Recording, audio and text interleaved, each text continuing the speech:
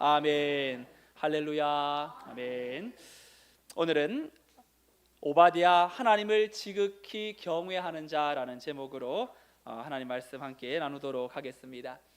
여러분, 해양 과학자들이 특수 제작된 이 심해 잠수정을 타고 이 바다 깊은 곳 수천 미터 아래를 탐사할 때 가장 큰 공포가 있다고 합니다.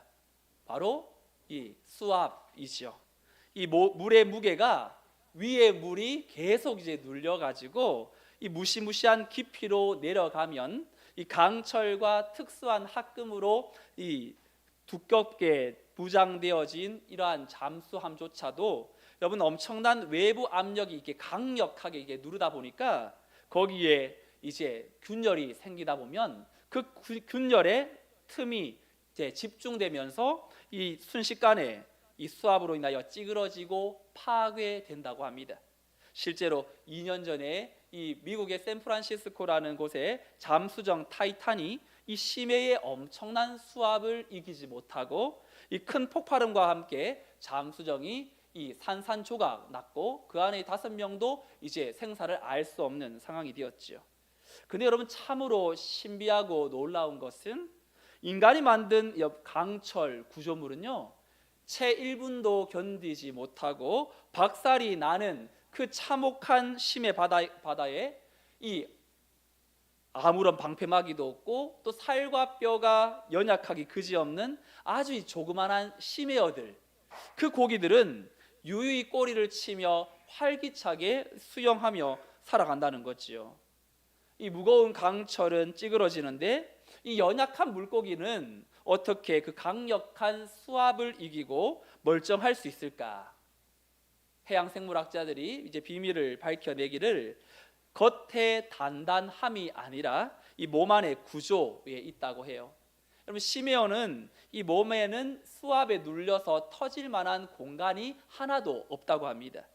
세포와 체액이 이 깊은 바다의 이 압력에 맞게 균형을 이루고 있어서 엄청난 수압이 사방에서 밀려와도 쉽게 찌그러지거나 터지지 않는다고 하는 거지요. 여러분, 겉으로 보면 이 강력한 잠수정보다 훨씬 연약해 보이는데도 심해어는 깊은 바다를 견딜 수 있는 몸의 구조를 가지고 있다면 이게 속사람의 원리와 너무 맞닿아 있지 않는가 생각해 봅니다. 여러분, 사람이 겉이 강해서 세상의 압력을 견디는 것이 아니라 속이 비어 있으면 작은 압력에도 무너지죠. 그런데 신앙심이 깊어지고 하나님을 알고 또 하나님에 대해서 명확한 간증이 있는 사람은요, 이 속에 내면에 예수로 채워지고 믿음으로 채워지고 말씀으로 채워지니까 염려와 두려움이 몰려오는 것은 같은데 그전과 다르게 내 내면의 압력이 이미 성령으로 충만하여져서 무너지지 않는다라는 거지요. 여러분, 그래서 우리의 기도는 문제가 없어지게 해달라고, 다 해결하게 해달라고가 아니라 하나님, 문제보다 크신 하나님으로 내 심령이 채워지게 해달라고, 이 기도가 우리의 기도가 되어야 하는 줄로 믿습니다. 오늘 본문에는요, 그런 점에서 이 오바댜라는 사람은 이 사악한 아합의 왕궁이라는 최고의 수압 지대 속에서 내면의 영적 압력으로 승리한 위대한 신앙의 사람을 오늘 우리에게 하나님께서는 또 이 말씀을 통하여 허락해 주십니다. 오늘 바라기는 이 말씀을 통해서 우리가 세상의 어떤 압력 속에서도 믿음의 품격을 잃지 않는 속사람이 강건해지는 하나님의 권속들이 되시기를 주님의 이름으로 축원드립니다. 열왕기상 18장을 오늘 우리가 읽었는데요, 여러분, 열왕기라는 말을 딱 들으면 어떤 의미 같으세요? 열왕기, 10명의 왕 이야기입니까? 아니죠. 이 왕들의 이야기, 열왕이라는 건 이 남유다 19명, 북이스라엘의 20명, 도합 39명의 왕들의 이야기가 이 열왕기 상하 그리고 역대 상하에 기록이 되어 있습니다.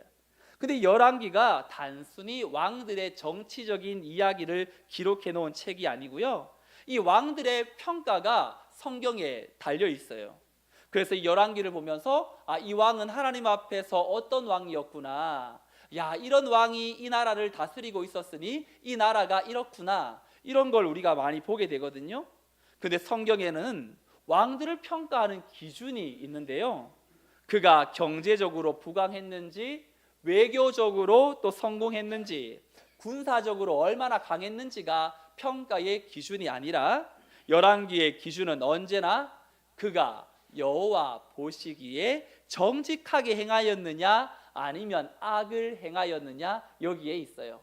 여호와 보시기에, 사람 보기가 아니라 여호와 보시기에. 다시 말해 열왕기는 왕들의 역사를 통하여 하나님 보실 때에 그들의 신앙 상태를 진단해 놓은 책이고, 오늘 우리도 하나님이 나를 보시기에 어떤 인생인지를 이 책을 통하여 우리는 보게 되지요. 그런 흐름 속에서 오늘 열왕기상 18장은 이 북이스라엘의 20명의 왕들 중에 7번째 왕인 아합 왕에 대한 내용이 나오고 있습니다. 여러분, 아합 왕이라는 왕은 여러분 하나님 앞에서 어떤 왕이었는가, 한 줄로 이 왕을 평가하는데요, 열왕기상 16장 30절 말씀 함께 읽어보죠. 시작. 그 이전에 모든 오므리의 아들 아합이 그의 이전에 모든 사람보다 여호와 보시기에 더욱 행하여. 여러분, 여호와 보시기에 어떻게 했다고요? 악을 더욱 행하여. 더욱이라는 부사가 붙지요. 이전에 모든 사람보다 악을 더 행했다라는 건 이 사람이 어떤 왕이었는지를 대번에 알 수 있죠. 이 왕은 하나님 보시기에 악을 행했으니, 여러분 그 나라의 왕이 다스리는 그 나라 어떻게 되었습니까?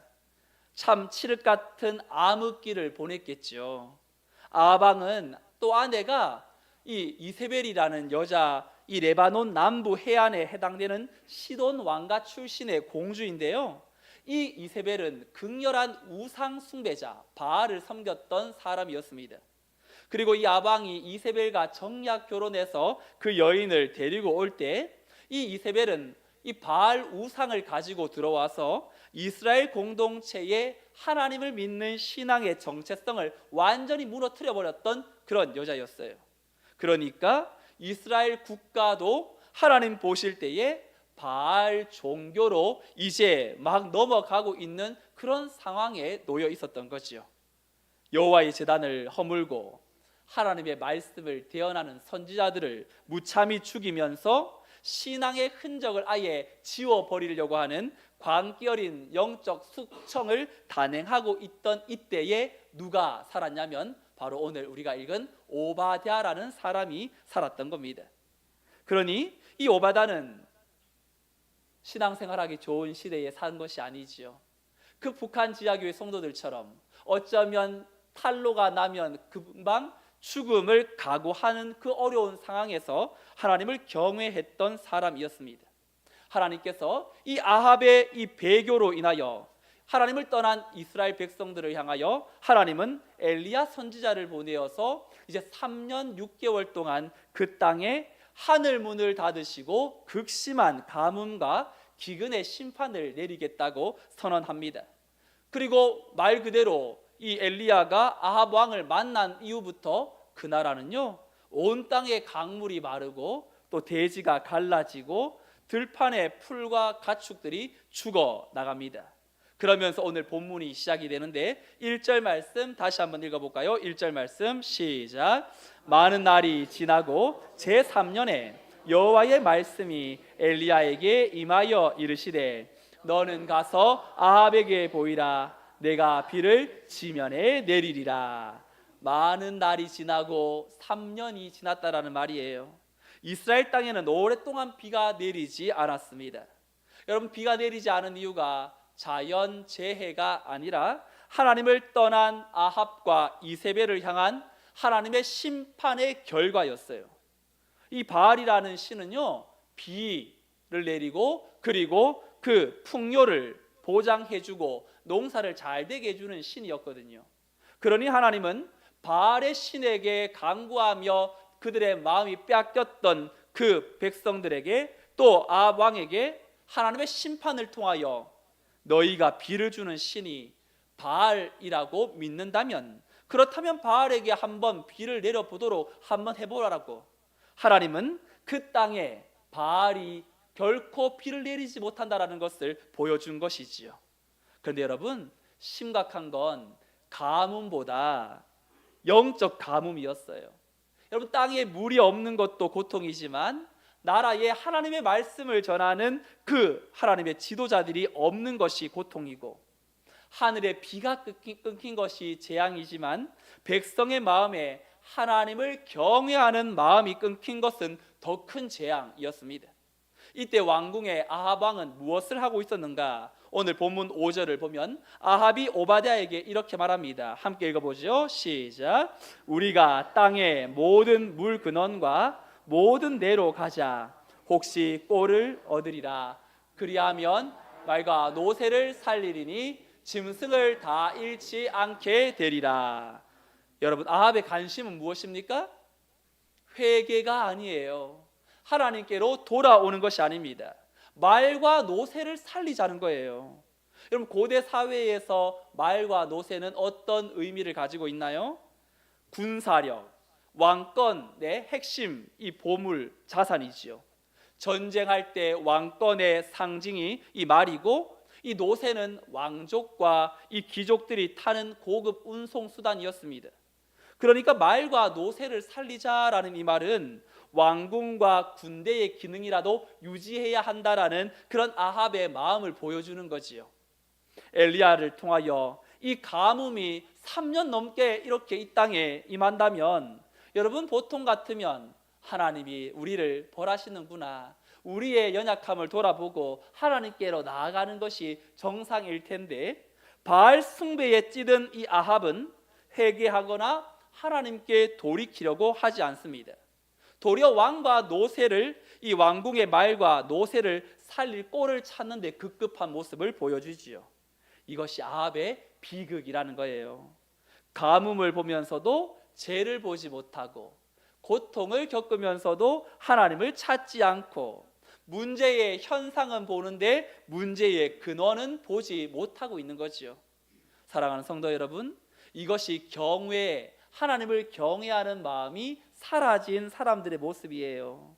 여러분, 경외가 사라지면 사람들이 사건을 많이 겪어도 하나님 앞에 서지 않아요. 어려움을 당해도 회개하지 않습니다. 문제를 해결하려고 뛰어다니기는 하지만 정작 하나님께로 돌이키지는 않는 거예요. 아합은 물 근원을 찾았을지 몰라도 생명의 근원이신 하나님을 찾지 못했습니다. 아합은 꼴을 찾았지만 말씀을 찾지 않았고, 말과 노새를 살릴 길은 찾으려고 했었지만 자기 영혼이 사는 길은 찾지 못했어요. 그런 시대 속에 오바댜가 오늘 주목되고 있지요. 성경은 이 사람에 대해서 이렇게 말합니다. 3절 말씀을 함께 읽어볼까요? 시작. 아합이 왕궁 맡은 자 오바댜를 불렀으니 이 오바댜는 여호와를 지극히 경외하는 자라. 아멘. 여러분, 경외하다라는 말이 어떤 뜻일까요? 경외하다, 두 가지의 단어가 포함되어 있습니다. 두려워하다, 그리고 공경하다. 어느 TV 프로그램에서 한 남편에게 묻습니다. 두려워하는 대상이 있습니까? 예, 있습니다. 대상이 누굽니까? 마나님입니다 라고 말했습니다. 그럼 마나님은 어떤 것이 포함되어 있는 거죠? 두려움과 공경의 대상이라는 거지요. 우리 남성분들 혹시 마나님을 두려워하십니까? 아니, 예, 저도 두려워합니다. 그러나 하나님으로 우리가 바라볼 때 하나님을 경외한다는 건요, 벌벌 떠는 것이 아니죠. 하나님을 하나님으로 인정하고 그분의 권위 앞에서 함부로 살지 않는다라는 태도예요. 경외, 막연한 무서움이 아니에요. 경외란 하나님을 내 삶의 최종 기준으로 삼는 겁니다. 하나님을 가장 크게 보고 가장 무겁고 가장 두렵고 가장 존귀한 분으로 보는 것이 경외라는 뜻입니다. 그런데 여러분, 오바댜는 경외하는데 앞에 어떤 말이 덧붙여 있습니까? 지극히라는 말이 붙여 있죠. 매우, 심히, 대단히. 이건 무슨 말입니까? 이 오바댜의 마음은 아합 앞에 있다고 할지라도 그의 중심은 하나님을 모든 판단의 기준으로 두고 있다는 거예요. 그래서 하나님보다 사람을 두려워하지 않는다라는 모습이 담겨 있는 내용이라고 할 수 있죠. 자, 여러분, 우리가 쓰는 스마트폰이나 여러분 컴퓨터 시계가 여러분 신기한 것은 무엇이냐면, 신기하게도 전 세계가 1분 1초의 흐트러짐 없이 오차 없이 똑같이 맞물려 갑니다. 여러분, 시계가 정확하게 내가 일부러 맞추지 않아도 그 시간에 휴대폰의 시계가 켜지는 이유는 무엇입니까? 하늘에 떠 있는, 우주 상공에 떠 있는 위성이죠. GPS 위성으로 보내주는 원자 시계의 절대적인 그 시간을 맞추기 때문입니다. 그러니까 내 시계가 조금 느린 것 같아도 내가 돌릴 필요가 없고, 위성의 기준에 나를 무조건 맞추는 거, 이것이 과학계의 경우라고 할 수 있죠. 그렇다면 어떤 사람이 왕의 처소에 들어갔다가, 야, 왕이 화가 너무 났어, 지금은 왕의 기분에 맞춰서 내 시간을 바꿔야 돼. 아니, 이세벨 앞에 가서는, 야, 이세벨이 지금 장난 아니야, 뭐 엄청 난리 났어, 이세벨의 스케줄에 우리의 시간을 다 맞춰야 돼. 그 인생은 어떻게 됩니까? 아합의 눈치 보랴, 이세벨의 눈치 보랴, 온통 삶이 엉망진창이 되겠죠. 근데 오바댜의 삶이 빛났던 이유가 무엇이냐면, 왕궁안은 온통 바알의 시계로 돌아가고 아합과 이세벨의 살벌한 타이머가 작동되고 있는 그때에 세상의 시계에 동기화되지 않고 그가 하나님을 경외함으로 하나님의 위성을 바라보며 그가 살고 있다는 거예요. 그러면서 그는 타협하지 않고 하나님 앞에서 자신에게 주신 하나님의 소원에 순종하고 있었어요. 어떻게 순종하고 있었습니까? 본문 4절 말씀 읽어보죠. 4절 시작. 이세벨이 여호와의 선지자들을 멸할 때에 오바댜가 선지자 100명을 가지고 50명씩 굴에 숨기고 떡과 물을 먹였더라. 오바댜가 왕궁의 관리를 맡고 있었고 재정과 물자를 관리하고 있었으니까, 여러분, 그 물자의 일부를 이세벨이 죽이려고 했던 그 선지자들을 숨겨가지고 그들을 먹이고 있었던 거예요. 여러분, 떡과 물을 먹였다라는 건 한 번 일회성이 아니라 계속되는 지속적인 헌신이라는 걸 보여줍니다. 근데 어떻게 합니까? 100명이 한꺼번에 굴에 숨어 있으면 들통나기가 쉽잖아요. 그러니까 50명씩 2개의 굴로 나뉘어서 숨깁니다. 오바댜는요, 계획적이고 준비하며 조직적으로 이들을 숨겨요. 여러분, 이것이 어떻게 가능한 이유가 무엇입니까?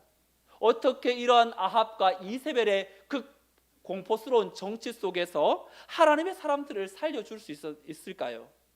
하나님을 지극히 경외했기 때문이죠.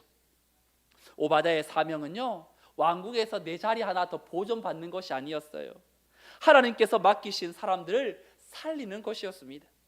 겉으로 보면 그는 아합의 왕궁을 맡고 있는 사람이었지만 그 내면은 하나님의 사람들을 맡은 사람들, 그의 직책은 왕궁 관리였지만 그의 진짜 사명은 이세벨의 칼 앞에서도 꺼져가는 믿음의 불씨를 지키는 일을 맡고 있었던 거죠.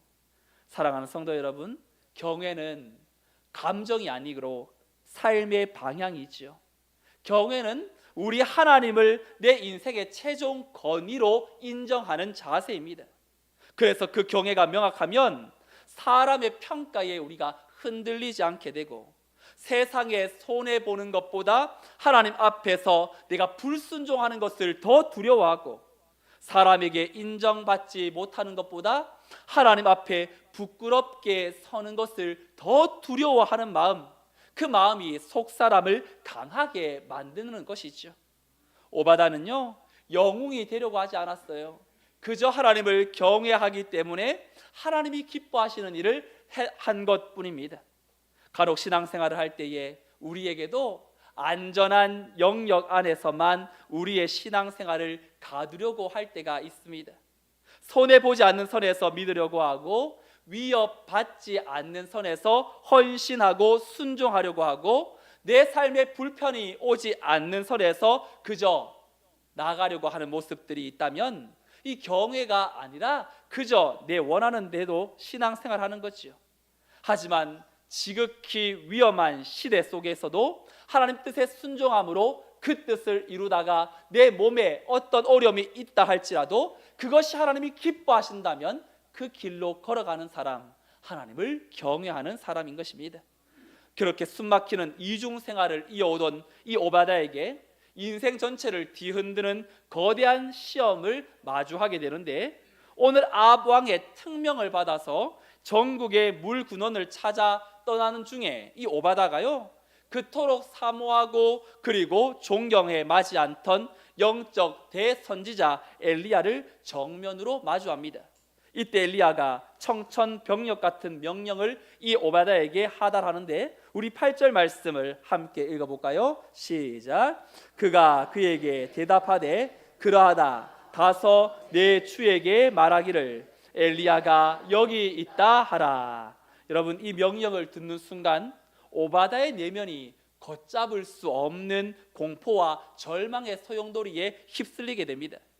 왜냐하면 아합은 지금 엘리야를 찾고 있었거든요.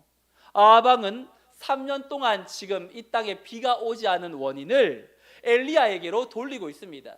그 선지자가 기도해가지고, 그 선지자가 저주해가지고, 그 사람 때문에 이 땅이 지금 고통받고 있다고.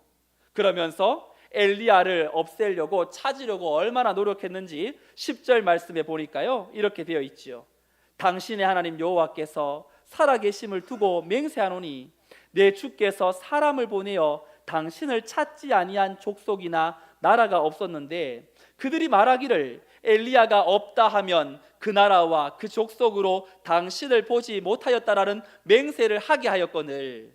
이게 무슨 말이냐면, 엘리야 선지자님, 지금 우리 아합 왕이 당신 잡으려고 사람을 보내어가지고 안 간 나라가 없고 안 간 족속이 없습니다. 그리고 그 사람들한테 너 엘리야 못 봤니? 못 봤습니다. 그럼 여기 서명해라, 맹세해라. 그 서명까지도 다 받았습니다.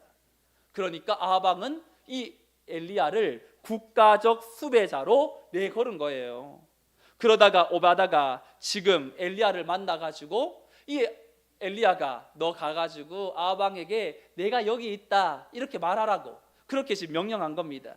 그러면 이 오바다가 어떤 두려움이 생겼냐? 12절 말씀해 보니까 이런 어려움이 생겼다고 말하죠. 12절 읽어볼까요? 시작.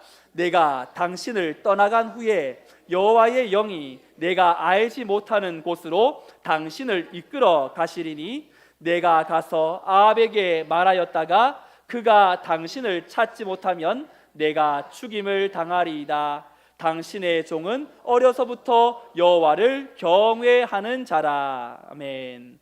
여러분, 오바다가 어떤 두려움을 가지고 있습니까? 있지도 않을 일, 벌어지지도 않은 일을 걱정합니다. 왜? 엘리야가 여기 있다고 하라고 하면 내가 아합 왕에게 가서 자 왕이여, 제가 엘리야를 봤습니다. 저를 따라오십시오. 데리고 왔는데 엘리야가 하나님의 영에 이끌려서 다른 곳으로 혹 옮겨졌다면 그때 아합 왕에게 나는 어떻게 되겠습니까? 나뿐만 아니라 우리 가족도, 그리고 내가 숨겨준 그 선지자들도 다 죽는 그런 어려움이 발생할 수 있지 않습니까? 그러한 마음을 지금 담아서 이야기하는 거예요. 그러면서 이 12절은 마지막에 이런 말이 덧붙여 있죠. 당신의 종은 어려서부터 여호와를 경외하는 자라. 앞뒤가 좀 맞지 않게 이 말이 붙어 있는 것 같은데, 제가 이 오바다의 마음을 담아 이렇게 말씀드릴 수 있을 것 같아요. 나는 당신을 배반하려고 하는 사람이 아닙니다. 나는 하나님을 모르는 사람이 아니에요. 나는 어려서부터 여호와를 경외하며 살아온 사람입니다. 그런데 지금 당신의 말대로 했다가 내가 죽게 될까 두렵습니다. 이게 지금 오바다의 마음이에요. 여러분, 오바다가 겁쟁이처럼 보입니까? 사실 그는 이미 목숨을 걸고 여호와의 선지자 100명을 지금 숨겨서 오랜 시간 동안 먹여오고 있었던 사람 아닙니까? 그런데도 지금 두려워하는 것은 그가 믿음이 없어서가 아니라 위험이 실제였기 때문이겠죠. 나도 하나님을 경외하는 사람인데 나를 아합의 손에 넘겨 죽게 하시려는 것입니까? 오바다의 인간적인 면을 보여주고 있어요. 그는 믿음의 사람이었지만 두려웠습니다. 하나님을 경외했지만 현실의 위험을 느꼈습니다.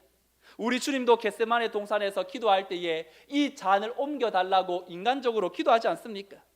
그러나 중요한 건 두려움 속에서도 나는 하나님을 경외하는 자라는 정체성은 분명하지요. 나의 뜻대로 말고 아버지의 뜻대로 해달라는 예수님의 기도도 마지막은 그분의 정체성대로 기도하지요. 나는 어려서부터 여호와를 경외하는 자입니다. 이 말은 두려움이 있다는 것이 경외가 없다는 증거가 아니라 경외한다라는 건 두려움 가운데에도 하나님 앞에 서는 자세입니다. 오늘 우리가 하나님을 경외하지만 하나님을 경외한다고 세상 가운데에 아무렇지 않게 또한 내가 용감하게 나아가는 것이 아니라 하나님 나 두려워요. 나 너무 무섭습니다. 나 지금 이런 상황 가운데에 앞으로 내게 벌어질 일들이 이런 상황이기 때문에 하나님 나 너무 힘듭니다. 그런데 내가 하나님 앞에 오늘도 서서 순종하겠습니다. 그것이 경외하는 자의 모습이지요. 오바다는 두려워했지만 엘리야가 확신을 심어주지요. 오늘 본문의 마지막 15절 말씀을 함께 읽어볼까요? 시작. 엘리야가 이르되 내가 섬기는 만군의 여호와께서 살아계심을 두고 맹세하노니 내가 오늘 아합에게 보이리라. 너가 염려하는 바 내가 다른 곳으로 가거나 또한 사라지지 않는다. 오바다는 엘리야의 이 말을 듣고 아합에게 두려워하면서 순종합니다. 사랑하는 성도 여러분, 오늘 오바다는 그 이름의 뜻이요 여호와의 종이라는 뜻이에요. 여호와의 종. 그는 아합의 왕궁을 맡고 있었지만 그의 이름은 아합의 종이 아니라 여호와의 종이었습니다. 겉으로는 왕의 일을 맡고 있었지만 속으로는 하나님의 뜻을 붙들고 있었습니다. 아합 밑에서 일했지만 아합에게 영혼을 빼앗긴 사람이 아니라 그 이름 그대로 여호와의 종이었습니다. 여러분 열왕기상 18장을 집에 돌아가셔서 한번 다시 보시면요, 그 이후에 46절까지 흘러오는 내용이 엘리야에게 집중됩니다. 왜냐하면 엘리야가 이제 아왕에게 보여서 아합에게 제안을 하거든요. 누구의 신이 진짜 신인지 우리 대결해보자. 그리고 그 유명한 갈멜산 전투가 벌어집니다. 850명 바알 아세라 선지자와 단 한 명의 엘리야의 대결이 펼쳐져요. 누가 하늘에서 불을 내리게 하느냐, 그 신이 진짜 신이다. 그러면서 엘리야가 하나님께 기도하여 물이 흐르는 그 또랑물에 하나님의 불이 내려 다 핥아버리는 위대한 장관의 역사를 펼쳐내지요. 세상은 엘리야를 기억합니다. 근데 하나님은 오바다를 알고 계세요. 불의 사자 엘리야가 이방 선지자들과 싸워서 위대한 일을 이룬 것은요, 엘리야가 광야에서 위대한 신앙을 또 나타내는 모습을 보여주지만 선지자 100명이 살아있도록 만든 건 오바다의 덕분이었습니다. 그 선지자들이 이스라엘의 다음 세대에 어떻게 하죠? 하나님의 말씀을 전했을 것입니다. 오바다가 없었다면 엘리야의 사역 이후에 신앙의 계보가 이어지는 것은 어려움을 겪을 수 있었죠. 오바다의 이름은 갈멜산 이야기에 등장하지 않습니다. 그는 15절 이후로 성경에서 사라집니다. 무명으로 돌아갑니다. 역사는 그를 기억하지 않습니다. 그러나 하나님은 열왕기상 18장에 그의 이름 3글자를 남겨두세요. 교회 역사 속에서도 수많은 오바다들이 있지 않습니까? 로마 박해 시대에 순교자들의 시신을 거두어 장례를 치러준 사람들이 있었고, 중세의 수도원 지하실에서 성경을 필사하며 말씀을 보존했던 수도사들이 있었고, 일제강점기에 독립운동가들을 숨겨준 평범한 교인들이 있었고, 6.25 전쟁 중에 굶주린 피난민들을 먹인 이름 없는 집사님들이 있습니다. 이들의 이름은 역사책에 남아있지 않아요. 그러나 하나님은 그들이 한 일을 알고 계세요. 오바다는 광고하지 않았지만 몰래 떡과 물을 먹였던 그 모습을 우리 하나님이 알고 계시고, 하나님을 두려워함으로 하나님이 필요로 하는, 하나님이 넣어주신 소원에 순종한, 하나님을 경외한 사람을 하나님은 기억하고 계신다라는 것입니다. 여러분, 어제가 무슨 날이었죠? 현충일이었지요. 오늘 우리는 이 땅의 자유와 평화를 위해 피 흘리고 순교한, 희생한 수많은 분들을 우리는 기억합니다. 우리 대한민국 독립운동 가운데에 오늘 본문의 오바다와 같이 너무나 소름 돋을 정도로 닮아 있는 분이 있습니다. 바로 백산 안희재라는 선생님이신데요, 우리 교회는 김희재 권사님이 계십니다. 일제 강점기 시절 이 가장 강력한 일제의 수압이 조선 땅을 짓누르던 그때 이 안희재 선생님은 부산 한복판에 백산상회라는 대규모 무역회사를 차렸습니다. 이 회사가요, 겉으로 보기에는 일제 정권의 합법적인 허가를 받고 이 미국 면포를 팔아서 막대한 부를 축적하는 지극히 세속적이고 성공한 기업가의 모습으로 보이지만, 이 친일파들의 조롱과 오해를 받으면서 이 안희재 선생님의 진짜 정체는 이 백산상해라는 간판 뒤에 숨겨져 있었습니다. 그는 매일 일제 감시자들의 눈을 피해서 이 장부를 조작하고 자금을 빼돌렸습니다. 그리고 빼돌린 거액의 자금은 60% 이상 이 바로 상해 임시정부의 독립운동 자금으로, 그리고 국내의 수많은 비밀 독립운동가들의 떡과 물이 되어 흘러갔지요. 백산상해가 단순한 쌀 가게가 아니라 꺼져가는 민족의 불씨를 살려내었던 독립운동의 거대한 비밀 동굴이었던 것입니다. 여러분, 이분 역시 매일매일의 두려움의 연속이었겠죠. 비밀 장부가 발각되는 날에는 자신뿐만 아니라 자기의 가족도 또 모든 이들의 목숨이 날아가는 실제적인 공포 속에서도 안희재 선생은 눈앞의 총칼보다 민족의 독립과 공의라는 더 크고 숭고한 가치를 최종 기준으로 삼았던 사람. 결국 그는 1942년 이 일제에 체포되어 모진 고문 끝에 강복을 보지 못하고 순국한 분이었습니다.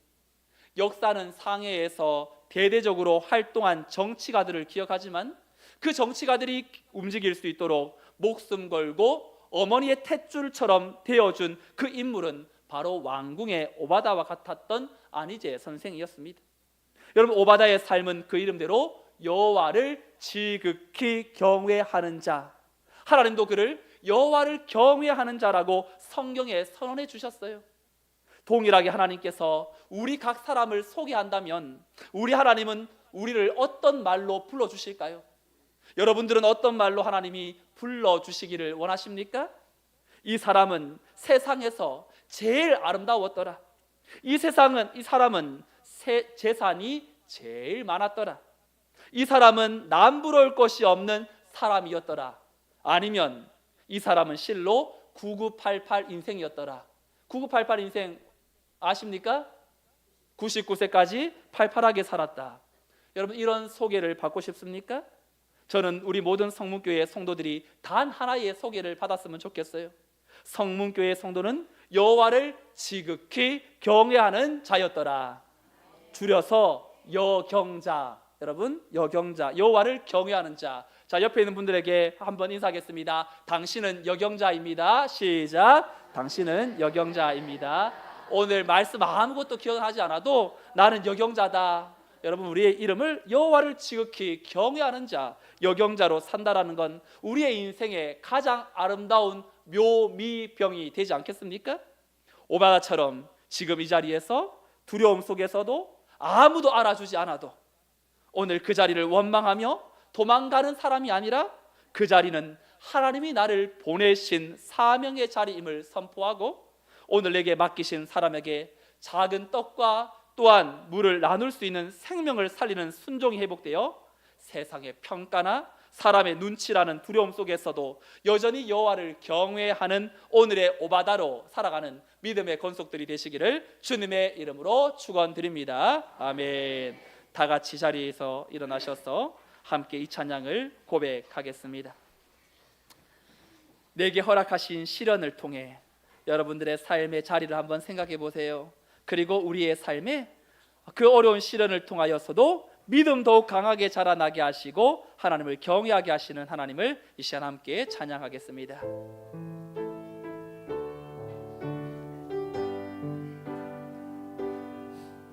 내게 허락하신 시련을 통해 나의 믿음 더욱 강하게 자라나고 험한 산과 골짜기 나는 동안 주께 더 가까이 나를 이끄시네. 내가 겪는 시험이 어렵고 힘겨워도 내 주님보다 크지 않네. 내 앞에 바다가 갈라지지 않으면 주가 나로 바다 위 걷게 하리. 나는 믿네. 주의 능력으로 내 삶 새롭게 되리. 나는 믿네. 주의 능력으로 담대히 나가리라. 주와 함께 싸워 승리하리라. 날마다 믿음으로 나 살아가리. 우리 다시 한번 찬양합니다. 내게 허락하신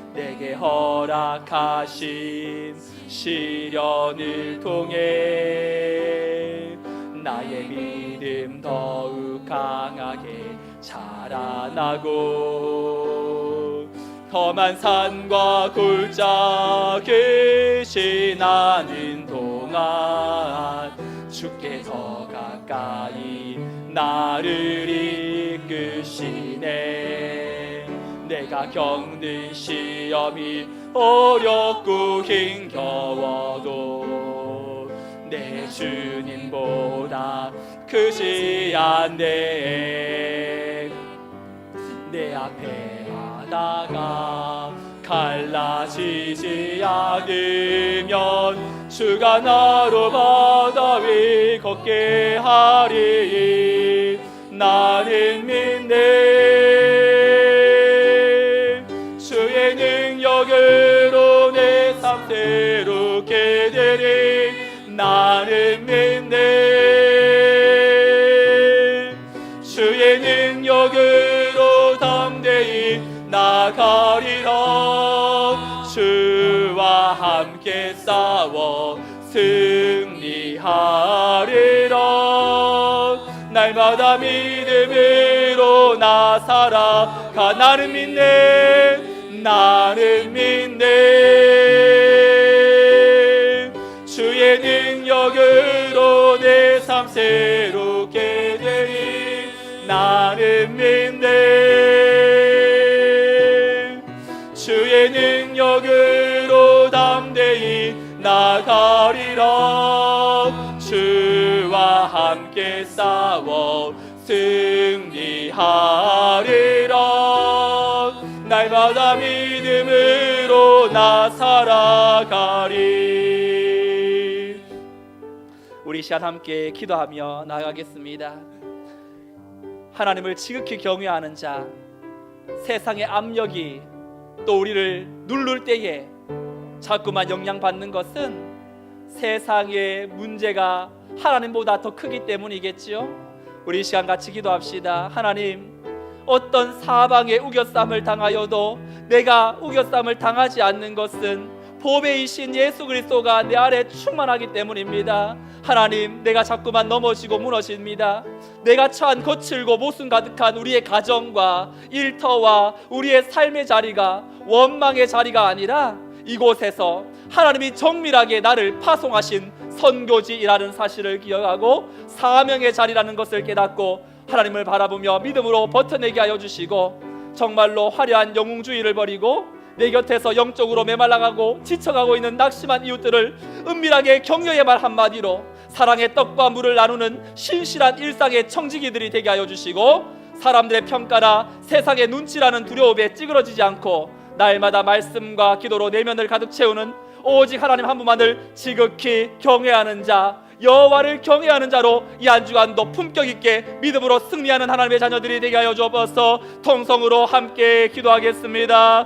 하나님 아버지 감사합니다. 오늘도 우리를 통하여서 새해를 이루시는 하나님을 바라봅니다. 내가 처한 거칠고 모순 가득한 일터와 가정과 학교의 자리에서도 원망의 자리가 아니라 하나님이 정밀하게 파송하신 선교지임을 기억하게 하여 주옵소서. 깨닫고 굳건하게 버티며 믿음으로 승리하기를 원합니다. 화려한 영웅주의를 버리게 하여 주옵소서. 내 곁에서 영적으로 메말라가는 자들을 정말 도와주고 은밀하게 격려하며 그 한마디가 사랑의 떡과 물이 되어 신실한 일상의 청지기로 쓰임받게 하여 주옵소서. 세상의 수압을 이기는 영적 내부의 압력을 채워주시기를 원합니다. 사람의 평가라 세상의 눈치라는 두려움에 찌그러지지 않게 하여 주시고 날마다 말씀과 기도로 내면을 가득 채워 오직 하나님 한 분만을 지극히 경외하는 믿음의 선한 싸움을 싸워 승리하는 하나님의 자녀들이 되게 하여 주옵소서. 오늘도 우리 안에 무엇이 채워져 있는지를 돌아보게 하여 주옵시고 하나님의 거센 풍파와 또한 시대의 그 흐름 앞에서도 우리의 심령이 주님 앞에 안전하게 채워져 믿음으로 주님을 바라보며 승리하는 하나님의 권속 되게 하여 주시옵소서. 하나님의 도우심을 따라 믿음으로 승리하는 주께서 예배하신 놀라운 능력 안에 서게 하여 주시옵소서. 만군의 주 여호와 하나님 아버지, 암흑 같은 시대에 바알에게 영혼을 빼앗기지 않고 하나님의 사람들을 숨겨 먹였던 오바다의 거룩한 삶을 통하여 우리의 자신을 돌아봅니다. 현충일 주간을 보내며 역사의 무대 전면에는 드러나지 않았으나 조국과 공의를 위하여 묵묵히 목숨을 걸고 물과 떡을 날랐던 그런 하나님의 사람들, 은밀한 영웅들의 순간 정신들, 주님, 그것이 과거에만 묻히는 것이 아니라 오늘 이 시대 속에 손해보지 않으려고 적당히 믿는 치미 수준의 신앙에서 벗어나 우리의 인생 시계를 세상의 타이머가 아닌 저 하늘의 하나님 위성에 고정시켜 주시옵소서. 세상의 거센 수압이 사방에서 우리를 짓누를 때마다 낙심하거나 도망치지 않게 하시고 날마다 기도의 심회에서 공급하시는 성령의 충만함으로 우리 안에 영적 내부 압력을 채워가게 하여 주옵소서. 세상의 철갑은 연약하나 우리 속사람이 강건하여 능히 세상을 밀어내게 하시고 훗날 주님 앞에 서는 날 우리를 바라볼 때 너는 여호와를 지극히 경외하는 자였노라고 고백받는 믿음의 권속들이 되게 하여 주옵소서. 우리를 사명의 자리로 파송하고 눈물 속에서 순종할 힘을 주시는 우리 주 예수 그리스도의 이름으로 기도드리옵나이다. 아멘. 첫째 주 공동체 고백으로 오늘 예배를 마치도록 하겠습니다. 함께 고백하겠습니다. 우리는 세상으로부터 부름받은 하나님의 백성입니다. 또한 세상으로 보냄받은 그리스도의 제자입니다. 하나님을 기쁘게 찬양하는 예배자가 됩시다. 배움을 통해 그리스도를 본받는 성숙한 성도가 됩시다. 한몸된 교제를 나누는 건강한 지체가 됩시다. 이웃을 열심히 구원하는 복음의 증인이 됩시다. 아낌없이 사랑을 실천하는 봉사자가 됩시다. 그리하여 우리 모두 하나님을 영화롭게 하는 성령 충만한 생명의 공동체가 됩시다. 아멘. 이제는 우리 주 예수 그리스도의 무한하신 은혜와 아합의 왕궁 속에서도 사명의 불씨를 지키시는 하나님 아버지의 극진하신 사랑과 세상의 거센 압력 속에서도 두려움을 이기고 순종의 자리로 나가게 하시는 성령님의 위로, 보호, 교통, 역사 충만하심이 내가 선 삶의 자리를 하나님이 파송하신 선교지로 고백하며 사람의 눈치와 세상의 수압 속에서도 오직 여호와만을 지극히 경외하는 자로 살아가기를 다짐하는 성문교회의 모든 성도들의 삶과 저들의 가정과 자녀와 생업과 일터 위에 또 오늘 이 자리에 나오고 싶으나 또한 육신의 연약함 가운데 온라인으로 함께 예배하는 믿음의 권속들을 위해 이 나라 민족 열방 위에 이제로부터 영원토록 함께 있을지어다. 아멘.